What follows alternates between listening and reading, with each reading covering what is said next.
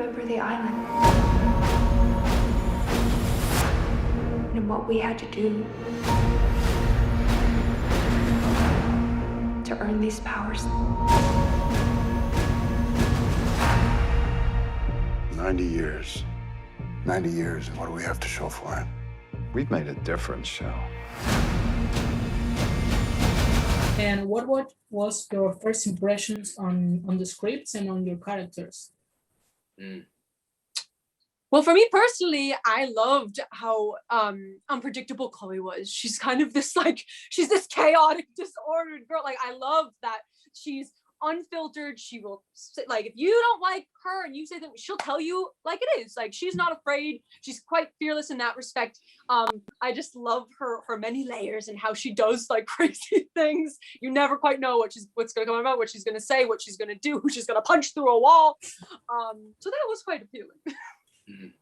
Like Ian, as soon as I got the job, like I read the comics a bunch of times, and what's interesting about Brandon is that he's very different in the series to how he is in the comics. So for me, getting to play out that kind of emotional complexity and how you're seeing more of his struggle before kind of what he begins to turn into in the comic books, that was just really exciting for me because it gives me this lovely arc to play with. I really love the idea of you have these like this utopian, the union and their code and their rules and their regulations, and then this guy just like bus crashes through all of that. This guy is just sort of like, he just doesn't do any of that whatsoever, and he's completely doing this other thing and completely on his own. And it was just like this whole other side of this argument that I was like, yeah, this is like punk rock to the extreme. I was like, yeah, let's go. That's so punk rock.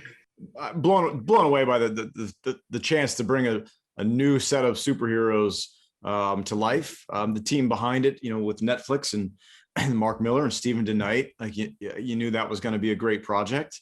I loved the idea that we were playing both ends of the character. It wasn't going to be two actors, and there's a real satisfaction in that as a performer to get to explore those different areas of life. And how do you think this whole expectations on what your character should be could reflect on our society and especially on our youth? Yeah, I think I'm gonna start with that one. So I'm biracial. I grew up black. I didn't grow up black and white. I am black and white, and growing up black and white, you are constantly like told what you can and cannot be, how you can and cannot act, how you must behave, what these things say about you before they've even met you. And I think it's really for Hutch, I think he's trying to come into who he wants to be as a person, his own identity. He's trying to share who he wants to be and be his own person without like having to live by somebody else's expectations. And I think that the youth will definitely identify with that theme.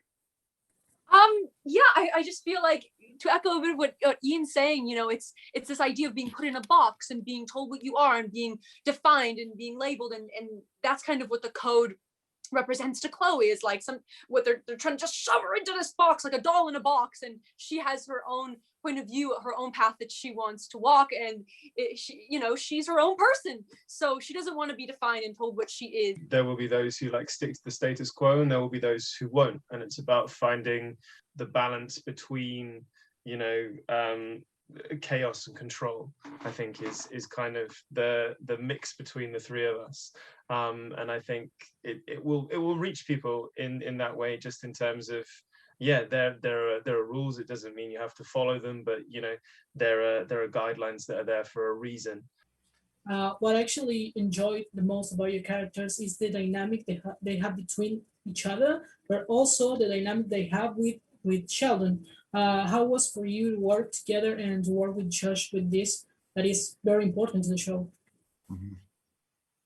I mean, I love working with Matt. It was fantastic, and we're going to get, if it goes into a season 2, we'll have a lot more to do together. And I think their history, do you know the comics at all?